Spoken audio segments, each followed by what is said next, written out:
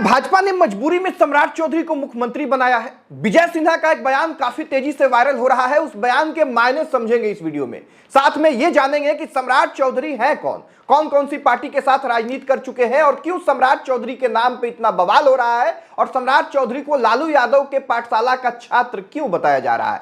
एक एक करके हर एक बात को समझेंगे, लेकिन पहले इस वीडियो को शेयर कर दीजिए, शेयर करके लोगों तक पहुंचाइए। बताइए कि बिहार का अगला मुख्यमंत्री है कौन। देखिए, सबसे पहले 1990 में सम्राट चौधरी की राजनीति में एंट्री होती है। 95 में सम्राट चौधरी को एक मामले में 89 दिन के लिए जेल जाना पड़ता है। उसके बाद 1999 का साल आता है जब पहली बार सम्राट चौधरी उर्फ राकेश कुमार को बिहार में मंत्री बनाया जाता है, मात्र 19 साल की उम्र में। 19 साल की उम्र में सम्राट चौधरी कैसे मंत्री बनते हैं? चूंकि इनके पिता जो शकुनी चौधरी हैं वो समता पार्टी के संस्थापक सदस्यों में से एक थे और एक दिग्गज नेता, कुशवाहा समाज के बड़े नेता के रूप में जाने जाते थे। और 1999 में जब राबड़ी देवी की सरकार बननी थी, उस वक्त समता पार्टी को छोड़ के शकुनी चौधरी ने लालू यादव को समर्थन किया था। और कहने वाले लोग कहते हैं कि इसी चीज का इनाम मिला था कि उनके बेटे सम्राट चौधरी को पहली बार मात्र 19 साल की उम्र में बिहार में मंत्री बनाया गया था। उसके बाद साल आता है 2000 ईस्वी में सम्राट चौधरी पहली बार चुनाव लड़ते हैं परबत्ता से।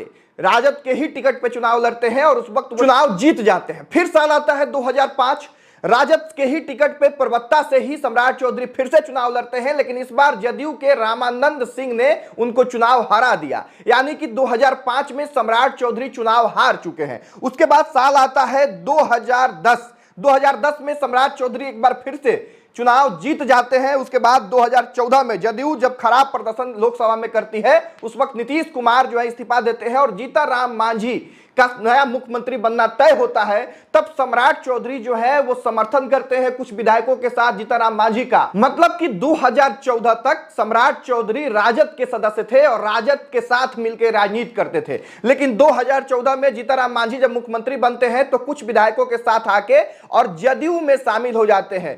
मई 2014 में सम्राट चौधरी जदयू के हो जाते हैं और जदयू के साथ राजनीति करना शुरू कर देते हैं। उसके बाद 2015 में महागठबंधन साथ में चुनाव लड़ती है। परबत्ता से जो है सम्राट चौधरी को टिकट नहीं मिलता है, रामानंद प्रसाद सिंह को ही टिकट मिलता है। उसके बाद 2017 में चूंकि जदयू में सम्राट चौधरी को बहुत ज्यादा महत्व नहीं मिल रहा था, तो 2017 में सम्राट चौधरी जदयू को भी छोड़ देते हैं और उसके बाद आ जाते हैं भाजपा में। और भाजपा में जैसे ही सम्राट चौधरी आते हैं, लगातार सम्राट चौधरी का कद जो है वो बढ़ने लग जाता है और 2023 के मार्च में बीजेपी में सम्राट चौधरी बिहार के अध्यक्ष बन जाते हैं। उसके बाद 2024 में आरजेडी से अलग होकर जब नीतीश कुमार भाजपा के साथ फिर से आते हैं, उस वक्त सम्राट चौधरी को बिहार का उप मुख्यमंत्री बनाया जाता है। 2025 के चुनाव के बाद फिर से उप मुख्यमंत्री बनते हैं, गृह विभाग मिलता है और अब सम्राट चौधरी भाजपा के नेता चुने गए हैं। इसका मतलब यह है कि आज सम्राट चौधरी बिहार के अगले मुख्यमंत्री बन जाएंगे। अब देखिए, सम्राट चौधरी के पूरे राजनीतिक जीवन को देखने के बाद अब आपको खुद यह बात समझ में आ गया होगा कि सम्राट चौधरी को लालू यादव के पाठशाला का छात्र क्यों बताया जा रहा है। देखिए, लंबे समय तक सम्राट चौधरी राजद के साथ में राजनीति करते हैं बिहार में, उसके बाद जदयू में भी जाते हैं और फिर भाजपा में अंतिम में आते हैं। और भाजपा में भी राजनीति की शुरुआत एक कार्यकर्ता के रूप में, झंडा ढोने वाला कार्यकर्ता, प्रखंड अध्यक्ष, जिला अध्यक्ष बन के नहीं, सीधे भाजपा में आते हैं। तो कुछ ही दिन में सम्राट चौधरी को बिहार में भाजपा के प्रदेश अध्यक्ष के पद पे बिठा दिया जाता है। उसके बाद उप मुख्यमंत्री और अब मुख्यमंत्री। और यही कारण है कि सम्राट चौधरी के नाम पे इतना बवाल हो रहा है। देखिए, विजय कुमार सिन्हा का एक बयान जो है काफी तेजी से इंटरनेट पे वायरल हो रहा है। क्योंकि कल नेता चुनने के बाद जब बाहर मीडिया से बात करते हैं तो विजय सिन्हा कुछ ऐसा कह देते हैं जिसके कई मायने हैं और सब कुछ साफ साफ झलकने लग जाता है इस बयान को सुनने के बाद। वो बयान पहले सुनिए, फिर आगे चर्चा करेंगे। अपने कमांडर के आदेश के अनुसार गठबंधन की राजनीति को लेके चलने के लिए हमने सम्राट चौधरी जी के नाम का प्रस्ताव किया है। देखिए, अगर आपने अब ध्यान दिया होगा तो विजय सिन्हा कहते हैं कि अपने कमांडर के आदेशानुसार गठबंधन की राजनीति को लेकर चलने के लिए उन्होंने ये नाम लिया है, मतलब सम्राट चौधरी का नाम लिया है।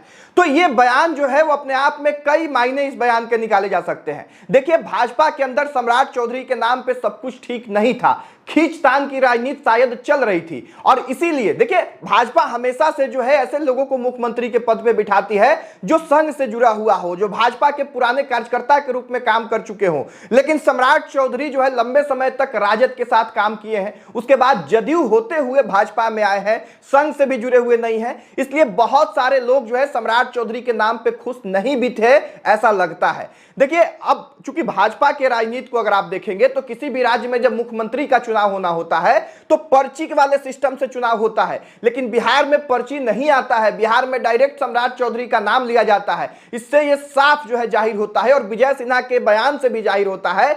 विजय सिन्हा कहते हैं कि गठबंधन के राजनीति को लेकर चलने के लिए मतलब साफ है कि जदयू की पहली पसंद सम्राट चौधरी थे और नीतीश कुमार के वीटो ने कमाल कर दिया है, और नीतीश कुमार की इच्छा से ही सम्राट चौधरी बिहार के मुख्यमंत्री बन रहे हैं। देखिए, कहने वाले कुछ भी कहते रहे, लेकिन वो कहते हैं ना कि आप कितना भी झंडा ढोले, कितना भी प्रखंड स्तर की राजनीति कर ले, जिला स्तर की राजनीति कर ले, जब तक आप राजनीति के समीकरण में, जाति के समीकरण में फिट नहीं बैठते हैं, तब तक आपका राजनीति में कुछ नहीं हो पाता है। बाकी बोलने वाले बोलते रहे, जिस पे ऊपर वाले की मेहरबानी है वो लगातार कमाल करते रहेगा। और सम्राट चौधरी आज जब मैं ये वीडियो शूट कर रहा हूं तो इसके शायद कुछ ही क्षण के बाद बिहार के मुख्यमंत्री के पद पे शपथ लेंगे और बिहार में अगले मुख्यमंत्री के रूप में काम करेंगे। बाकी सम्राट चौधरी को लेकर आपकी क्या प्रतिक्रिया है कमेंट बॉक्स में लिखिएगा। भाजपा ने सम्राट चौधरी को किस स्थिति में मुख्यमंत्री बनाया है वो भी आप अपना अनुमान कमेंट बॉक्स में लिखिएगा। इस वीडियो को यहीं पे समाप्त करेंगे। यहां तक इस वीडियो को देखने के लिए बहुत धन्यवाद।